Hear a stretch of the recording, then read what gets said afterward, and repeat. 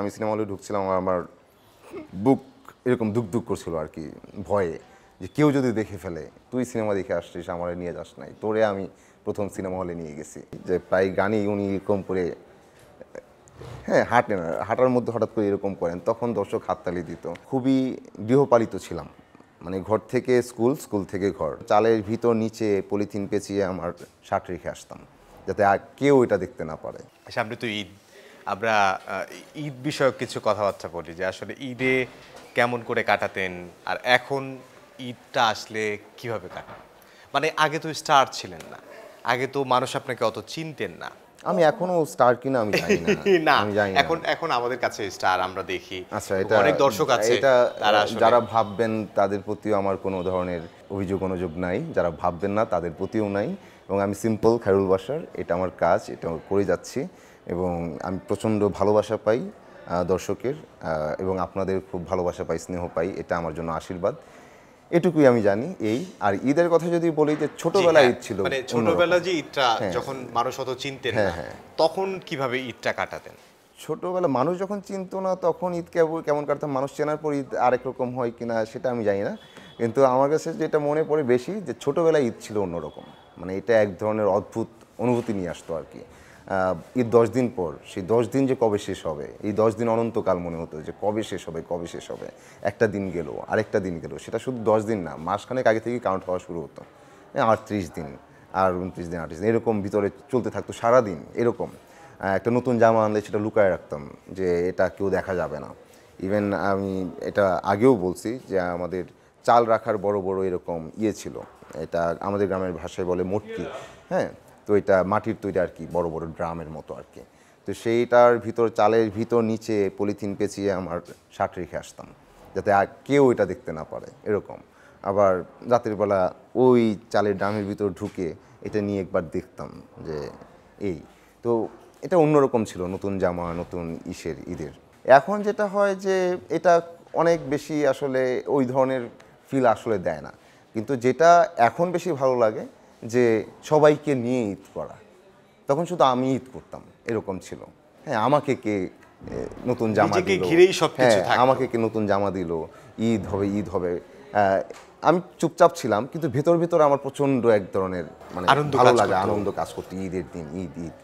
আর এখন আমার অনেকের সাথে কথা হয়, আমার আত্মীয় স্বজন বা আমার ফ্যামিলি সবার সাথে, তাদের সাথে সবাইকে নিয়ে ঈদ করতে পারাটা এখন অনেক বেশি আনন্দের। এবং সবাই যখন আনন্দে থাকে, আমার ফ্যামিলির মানুষজন, আমার এখন ভাগ্নে আছে, ভাগ্নি, ভাতিজা, ভাতিজি, তারা ওই যে তাদের মতো আমিও ছিলাম, তো সেই সময়ের কথা বলছি। তো তাদের যখন হাসি খুশি দেখি, তারা ঈদ ঈদ বলে একদম আত্মহারা, তো ওই ব্যাপারগুলো দেখে ভালো লাগে। ঈদে কি সিনেমা দেখতে যাইতেন কিনা? মানে ছোটবেলা তো আমরা অনেক কিছু করতাম বন্ধু বান্ধব মিলে, আপনারা কি সিনেমা দেখতে যাইতেন কিনা কখন? না, আমি খুবই গৃহপালিত ছিলাম, মানে ঘর থেকে স্কুল, স্কুল থেকে ঘর, ঘর থেকে কলেজ, কলেজ থেকে বাসায়, এই ছিল। তো কলেজ লাইফে হচ্ছে আমার প্রথম সিনেমা হলে যাওয়া হয়, এবং এটা হচ্ছে মনপুরা দেখতে। হ্যাঁ, সেটা 2009 সালে সম্ভবত, 8 বা 9 সালে। তো তখন আমার বন্ধু রিফাতের সাথে আমি যাই। তো রিফাত হচ্ছে একদম মানে সিনেমার পোকা, ও মানে যে কোনো ফিল্ম আসুক সে সিনেমা হলে দেখবে। এবং সে সে আমার, তার গল্প যদি বলি, সে ক্লাস 2 থেকে নাকি সিনেমা হলে যায়, মানে যখন সে ছোট বাচ্চা ওই অবস্থা থেকে সে যায়, এটা সে বলে আর কি। তার সাথে যখন যায়, আমার মনে হয় যে যতটুকু মনে পড়ে, যে আমি সিনেমা হলে ঢুকছিলাম, আমার বুক এরকম দুক করছিল আর কি, ভয়ে যে কেউ যদি দেখে ফেলে এরকম, কারণ আমি খুবই রক্ষণশীল পরিবারের ছেলে। এই প্রথম দেখা, যে মনপুরা দেখা, তারপর আরও কিছু সিনেমা দেখা, শাকিব খানের সিনেমা। হ্যাঁ, তো ওনার সিনেমা তো হিউজ আসলে, তখন প্রচুর। এক ঈদে মনে হয় 6-7টা সিনেমা আসছে, 7, 8, 9, 10 এই টাইমে, আরও বেশিও আসছে এরকম।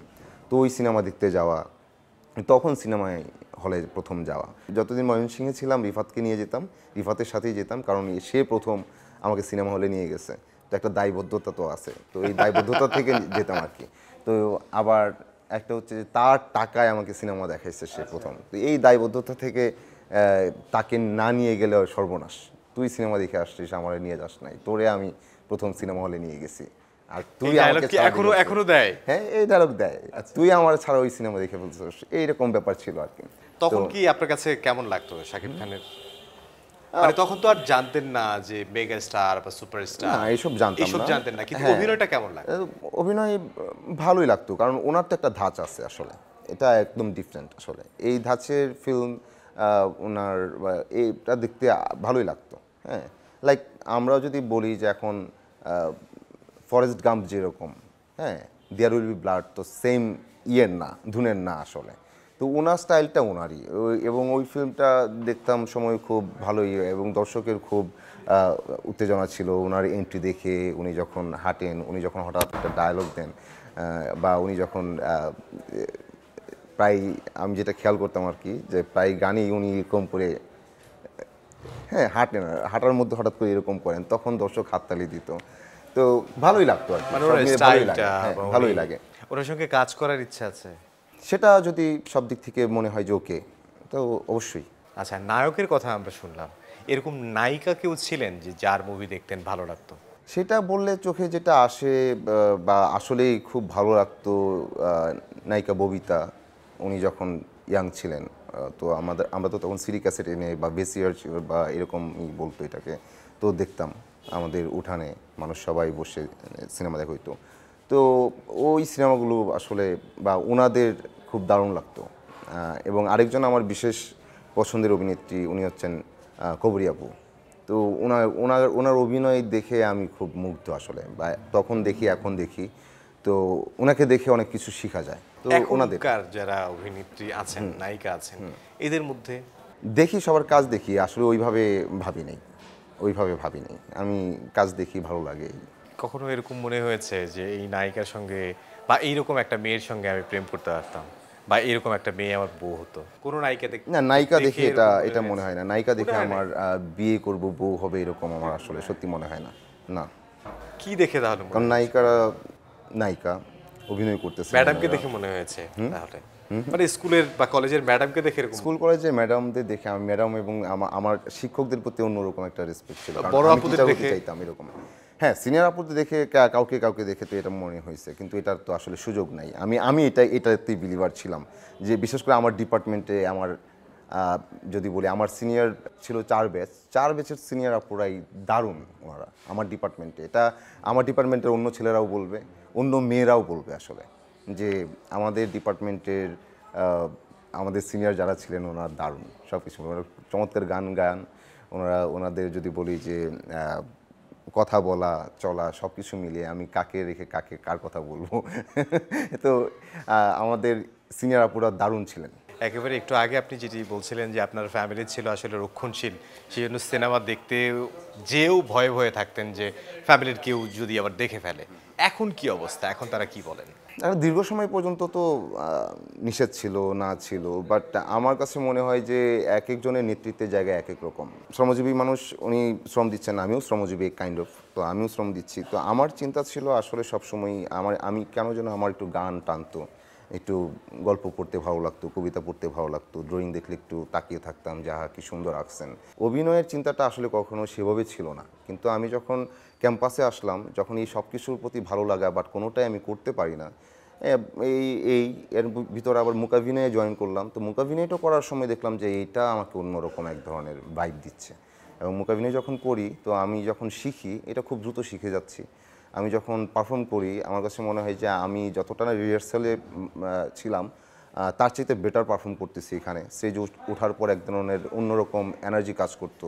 হ্যাঁ, তো যেখানে ভাবতাম যে দর্শক এখানে থেমে যাবে, থেমে যাচ্ছে, দর্শক এখানে হাসছে, এবং এখানে দর্শক এখন চিল্লাপাল্লা করবে, তো সেটা ছিল। তো এই হওয়ার পর আমার কাছে মনে হলো যে অভিনয়টাই আমি সবচাইতে মনে হয় কমফোর্ট ফিল করি, এবং এটাই মনে হয় কিছুটা ডিটেল ভাবতে পারি, বা আমি যা পারি তার মধ্যে এটা একটু পারি। সো আমার মনে হয় এদিকেই ভাবা উচিত, এবং এটা করে আমি মনে হয় যে এই যে একটা কবিতা লিখতে পারলাম না, এই যাতে কিছু ভাবি, সেটা প্রকাশ করতে পারি না, কিন্তু অভিনয়ের ভিতর দিয়ে সেটার সামহাও প্রকাশ হচ্ছে। হ্যাঁ, কারণ অনুভূতিটা এখানে ঢেলে দিতে পারছি আর কি।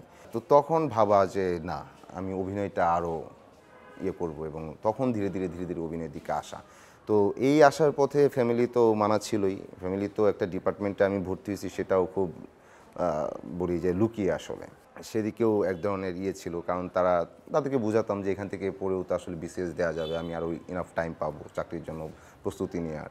এই কিন্তু অনার্স শেষ হওয়ার পর তো আর চাকরির জন্য প্রস্তুতি নেই না, সেটা তারা তো দেখে। তো দেখে তখন তাদের মনে হচ্ছিল যে ছেলেটা শেষ, এই ডিপার্টমেন্টে পড়ে আরও শেষ। ধীরে ধীরে ধীরে ধীরে একটা সময় পর যখন তারা ফ্যামিলি আসলে চায় যে সন্তানরা সেটেল হবে, তাদের নিশ্চয়তা চায় যে তারা ঠিকঠাক তাদের লাইফটা ঠিকঠাক চলবে এরকম। তো এখন একটা পর্যায়ে যখন এটা উপার্জন হচ্ছে, নিজে চলতে পারছি, সামটাইমস তাদের প্রয়োজনেও আসলে থাকতে পারছি, তারপর তাদের বিলিভ হলো যে আচ্ছা ঠিক আছে, এটা ক্যারিয়ার হতে পারে বা এটাতে হ্যাঁ থাকতে পারে, কাজ করতে পারে। থাকুক। তো এটা নিয়ে এখন ফ্যামিলি আসলে কিছু বলে না, এই আর কি। খুবই ভালো লাগলো আপনার সঙ্গে কথা বলে। আমি আরও বেশি সময় চাই আপনার কাছ থেকে। কবে সময় পাবো আমি আসলে ঠিক জানি না, সেই সময়ই আমি আসবো, আরও বেশি কথা বলবো, কারণ আপনার সঙ্গে কথা বললে আমার ভালো লাগে। এবং আপনার অভিনয়, যেরকম আপনার সঙ্গে কথা বললে ভালো লাগে, আপনার অভিনয় অনেকেই ভালো লাগে, অনেকেই পছন্দ করে এবং বেশি বেশি আপনার কাজ দেখতে চায়। সেই দর্শকদের যদি কিছু বলতে চান। সামনে ঈদ, যে কাজগুলো আসবে সে কাজগুলো আপনারা দেখবেন, আশা রাখি যে আপনাদের ভালো লাগবে এবং আপনাদের ভালো লাগবে ভেবেই কাজ করি এবং আপনাদের সেই আস্থার জায়গাটা সবসময় রাখতে চাই, সেই চেষ্টাটা করছি। কতটা পারি জানি না, বাট এ পর্যন্ত যা করে আসা সেই জায়গায় যদি বলি, আপনাদের উৎসাহ, আপনাদের ভালোবাসা একদম ভরপুর ছিল। তো এটা ধরে রাখার চেষ্টা আমার থাকবে, ভালো কাজ করার চেষ্টা থাকবে এবং ভালো কাজ করে গেলে আপনারা সবসময় আমার সাথে থাকবেন, পাশে থাকবেন, এই তো।